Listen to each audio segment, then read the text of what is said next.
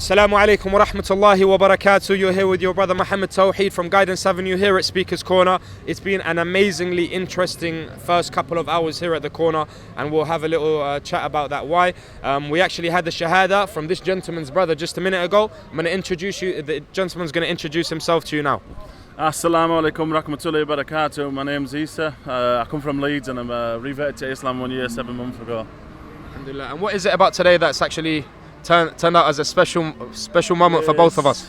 The special occasion today is that my brother took his shahada and become Muslim, and now we're going to move on and get into the nitty gritty, yeah? Get into the nitty gritty, as you just said, yeah. Inshallah. So basically, Isa's a gentleman, and I spoke to his brother earlier. They both come from Leeds, as he said. They've come yesterday. I've had a chat with Isa, and he's got an amazingly interesting story to tell. Yeah, and you would notice by the name of this video. So I leave it to Isa, inshallah, and we can actually go into what it is that brought him towards Islam, and starting a bit about his past, where he grew up, his roots, and see what it was that actually channeled him to come from kufr to iman, from disbelief to belief in Allah subhanahu wa ta'ala. Alhamdulillah. So Isa, I'll leave you to it, my brother. Just a bit about your past, where you grew up, about your upbringing. Yeah, well, I grew up in a council estate. We grew up on the messing about on streets, hanging about with people, and doing stupid things as you do. I also went to a place called Boys Brigade, which is a Christian organisation, so I knew a bit about the Bible already. But as I went to the church, I never believed in that Jesus was the Son of God or any of that. I always believed in a Creator. So as I was growing up, I stopped going to the church when I was 17 years old or something like that. And I started drinking alcohol and taking substances and stuff like that, which led me away from getting away. I also played football, rugby. I'm a big sports fan, by the way, and which led me down to drinking more, and then it led me to a place called a right-wing group called the EDL. And as I was drinking, you become a sheep, so to speak, because you follow the next man, what the next man's doing. So I had a few friends that were following EDL, and they was talking about Islam in... How old were you at this point? Maybe... So I'm 28 now, so about... Just when they first started, I was about 21, 22, it all started off like humble and stuff like that, but then it got extreme. But when you've got friends at Saudi are telling you that, Islam's this, Islam's that, Islam's that. As a person, I was never a reader, so I didn't like reading. So I didn't even know what the Quran was, to be honest with you. Right. When I went to go into the right wing and go to EDL, I never went there with knowing what Islam was. I just thought they were building these temples in our country. Yeah, and they were killing us. That's all I thought. The Muslimic law. Yeah, the Muslimic law, the Shakira law. Yeah. So So your first views of Islam were obviously negative, yeah? Yeah, my first views of Islam is beyond what actually Islam is. Yeah, it is crazy. And at this age now, so you've just come into this organisation EDL. Now you've got your sense of brotherhood amongst these British individuals. I think that's another thing as well. You, at the time when you first join, it's like an honeymoon period. So in the EDL, everyone's embracing you and stuff like that. So when they embrace you, you're thinking, oh, you're good at yourself, I've got friends. But when it comes, it was all about the alcohol. But what happens with alcohol is in the morning you have hangover. Right. No one gets in touch with you to see how you are. So you become more lonely in a sense till you meet them again at the pub. So I just classed them as pub mates after a while because I only seen them in the pub. Right. Nobody wanted to do anything else apart from the pub. And the thing that I thingy with EDL is me and my friends, we always liked it because of the alcohol afterwards and stuff. It was, And to say, I don't think anybody knew anything about Islam. No one ever read the Quran. I never heard anyone speak about Islam. I heard them speak about Islam and just, they're building temples. We'll just go, It's let's get drunk, so to speak. So now amongst the EDL, amongst the EDL conversations, what kind of conversations would they have pertaining to Islam when they actually spoke about Islam and the Muslims? There wasn't much. It was more boy banter. So basically, the guys that I hung about with at the time probably weren't as extreme as the likes of Tommy Robinson and the likes of the guys at that time. Which Right. I went on a few marches and where Tommy Robinson was, but I met him once or twice. But I didn't see like now Tommy's coming out and he's been a bit, I didn't see him in that light, so I only seen another side to him. So there's different sides to people, and when you want to portray towards a certain people, you change. Yeah. So you go from this humble guy to Yes. And so this area that you grew up in as well in Leeds. Would you say that this area has predominantly a lot of EDL members there, or did it at the time? No. It comes from all over. I come from actually to be honest, my school was 60% Muslim, but the problem is, at the time we was fighting against each other, so nobody taught me anything about Islam, and so no one taught me about Islam in school. So. And how, after you'd now joined EDL at this age, and you've gone back into school and you've seen in your community, you've got all of the Muslims around you, how did it make you feel around them now at this point? I don't know. I had a sense of guilt, because at the end of the day, is that they're going to look at me as if I was going in there to kill them, to do whatever I want. I only went there for terrorist. Yeah, I only went in there. I actually, if you look at it my way, I just thought Muslims were terrorists, and that's what I got drilled into my head. But I wasn't willing to go and educate myself, and I went and educated myself, and I took my shahada. So that's the. I do actually want to get up to that. What I would like to know is, where was it at your point that you went from the honeymoon period? When did that actually die down after the honeymoon period of the EDL, when all of the pizzazz and the novelty just wore EDL off? disappeared, and I joined the Britain's First. Right. Okay. So you're all right. So now we've got the name of this video: EDL Britain First to Muslim. All right. Cool. So Britain First fight back. Yeah. So when they first, when Paul Golding started talking about things, I agreed with him. Right. But it come to a point where it was too much for me, and many people in my family, my friends, even some of my friends were saying, "Look, we weren't brought up to be racist. You weren't brought up to be like this. So come away from it." And even my mother spoke to me about it as well. So what did your mum say to you? And what kind of impact did it have on you? She said, "I didn't bring you up to be racist. I didn't bring you up to against. I always brought you up with respect and love for anybody."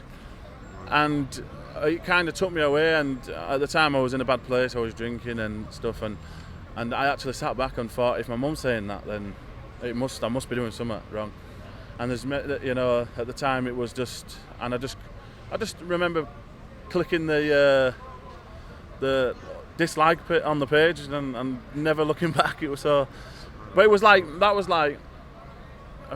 about 5-6 months before I took my shot. Before I started looking into Islam. Right. So at the point that you actually went from, all right, so you had the honeymoon period, obviously, as you refer to it, with EDL and with Britain First and whatever, and then those died down.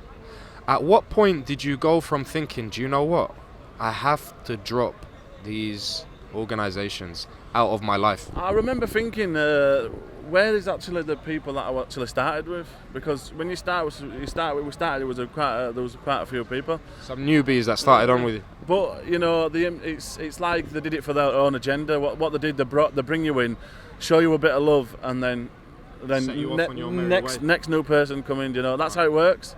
And recruitment centre. Yeah, yeah, agency. An agency, yeah. Right, okay. Yeah.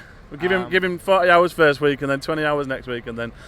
In the deep end. Yeah, in the deep end. Right. So, what was it then that you actually thought? Do you know what? Where were you? What were you doing on that day where you just thought, do you know what? I have to release myself from this whole EDL and Britain First. I was in two minds. I was thinking, well, what are we actually achieving by going on these marches? What are we actually doing? There's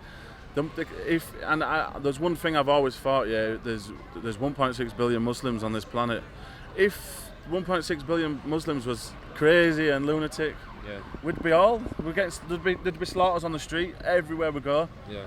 So I had to think. Well, I grew up with Muslims. They didn't try to kill me. They didn't try to eat me. They didn't, they always shared stuff with me. I lived on the same estate. I lived in an estate where Pakistani Muslim. Only thing they didn't teach me was Islam. They taught me everything else, about. And I never understood when they used to bring samosas round about Ramadan and stuff like that. So, but that's when I turned around and actually looked at my past life and thought, well, you know what? I've grew up with Muslims. What am I doing? Why am I like this? What's led me down this road?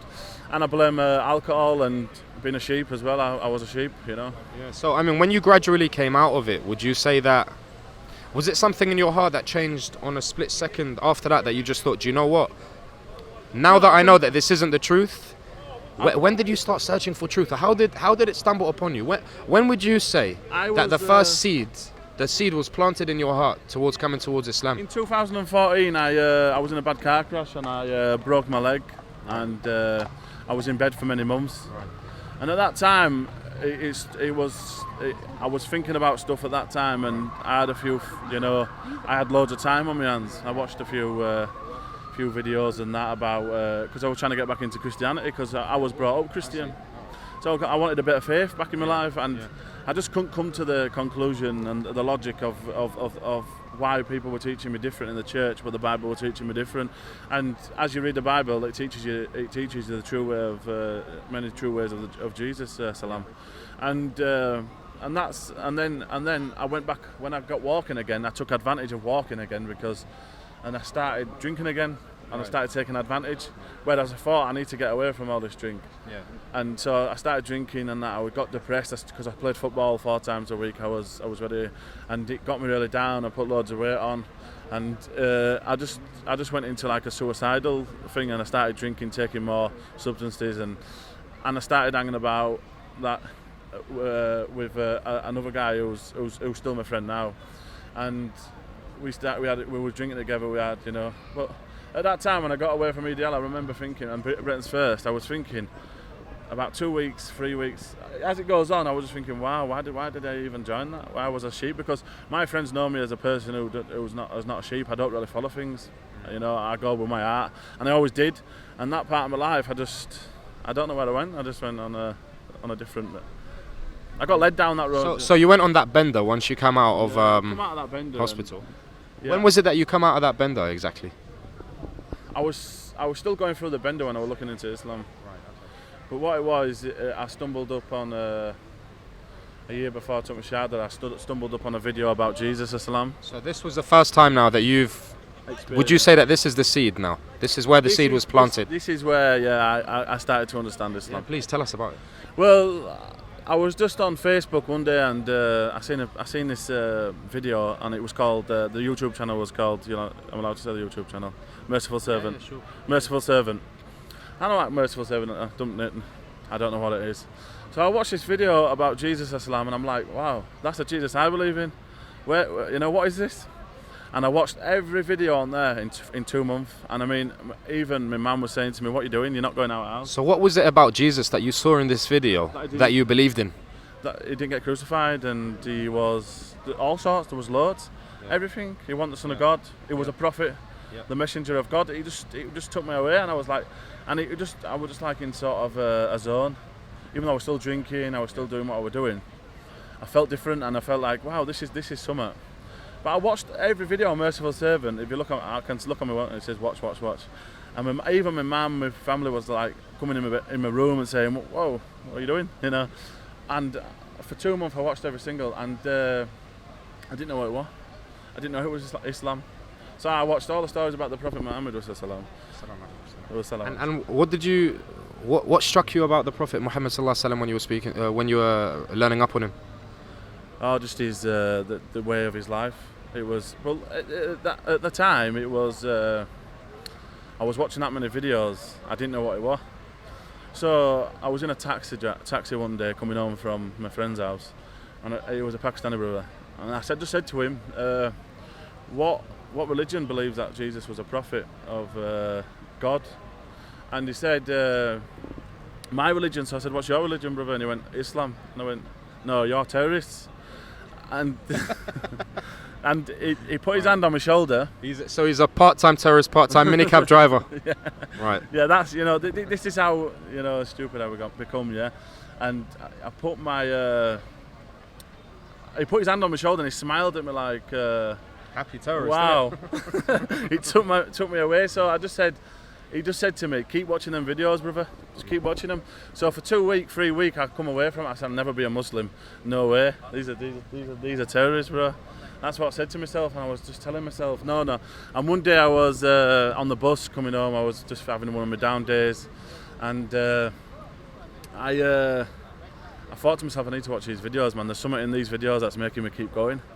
And I carried on watching the videos, and then I started working at a place called Broadway in Bradford, and I met a brother called Bashir, and he what's it called? There's a few. So this Bashir was the first Muslim brother that now you've actually met and become acquainted with? The thing is with me, I've always been a person who don't tell anybody stuff, like, so I never told him that I was looking into Islam. It was this is the thing, this is observation. This is the guidance I got, and what it was is that Bashir came into my life at a time when I was very suicidal, and very just didn't want to speak to anybody. So I started working with him, and I didn't know he was Muslim. He didn't have this big beard, you know, like what defines a Muslim in EDL's eyes is a big beard, big fob. No, he didn't have none of this. So we was working together. We never spoke about religion or anything, but we got on really well. And then he took my number. I don't know what, he just asked for my number, took my number. And 2 weeks later I was having a really bad day, and then he rang me up and said, do you want to come for some food? So I wasn't going to go because I was in that mode, but I went. And he was speaking about Islam, and I never said that I was looking into it. So he was teaching me from his point of view, and I was getting taught from what we're watching on YouTube, and it was all connecting. So, and it was making sense to me, it was like, I was like, wow. But the only thing that was stopping me taking my shahada was what I was still trying to please other people. Like, what will other people think of me? Will people get rid of me? And all that. So now by this time you'd already accepted Islam. At that time I already accepted that there was one God and that Prophet Muhammad was the last messenger.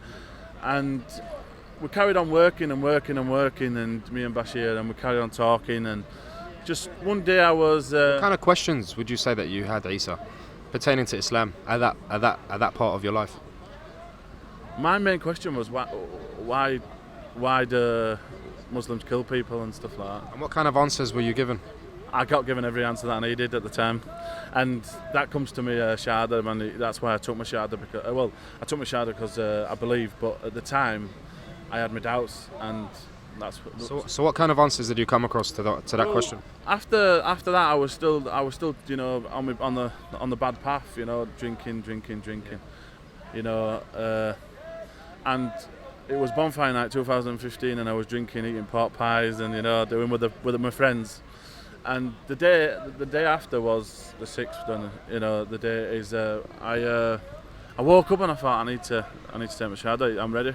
I need to. Just like that. You just woke up and. I woke up and I rang Bashir, and I said, Bashir, brother, will you take me to the mosque? I need to become Muslim. And Allahu Akbar. He started laughing. And what are you laughing at? And he went, please study it first and see. And I said, I've been studying it for the last 10 months, bro. And he started laughing, and he's like, what? And you hadn't told me. Because I didn't tell anyone, because I didn't want that side or that side's influence. I was very paranoid, and he took me to the mosque, and I was watching Jummah, and so you went to the masjid. It was a Friday, yeah. And they were praying. Yeah, it was Jummah. It was just like. So you listened to the Friday sermon? Yeah, I listened to the Friday Kuppah, yeah, and then. Was it in English? Yeah, it was in English. What was it about? If you can remember. If not, I was too. Overwhelmed with what people coming out of their house and coming to pray. And And how did it feel like? So now you've walked into this masjid, you've seen this Friday prayer, so now you've gone in. What did Islam look like to you inside this masjid now? Peaceful, and I didn't have no one, and since I've become Muslim, and I've never heard anyone badmouth or slander, because I come from a background where people are always talking about people, always talking bad about people, always slandering people, always hating on people.